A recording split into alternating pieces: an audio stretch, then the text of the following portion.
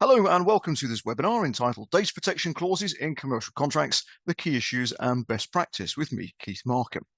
Let's begin, as always, by having a look at the agenda for this session today.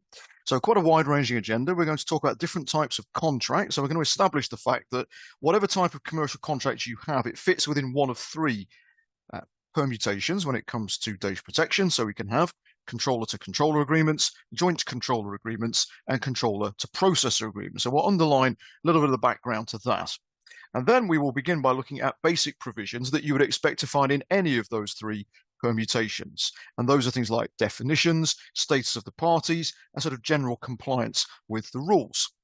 And then the lion's share of the session will be looking at mandatory content in terms of controller to processor agreements. So we will go through, look at what the law says, but we'll also look at example clauses. We'll be reviewing those, sometimes from the processor's point of view, sometimes from the controller's point of view. We'll be thinking about a variety of compromises that might go with that as well. Obviously, bear in mind that mandatory content can often be of use in other contexts, whether it's controller to controller or joint controller with a little bit of amendment. Then we will look briefly at the fact that in a joint controller environment, typically there is also mandatory content that needs to be covered.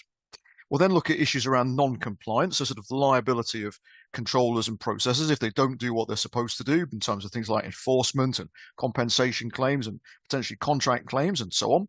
And then finally, we'll look at the issue of indemnities. Now, these are not in any way mandated, but as we would expect in any commercial contract, often there is a discussion about whether an indemnity is appropriate and the extent to which indemnities should apply and so on. So we will have a look at quite a wide-ranging indemnity and think about what could be done to potentially narrow it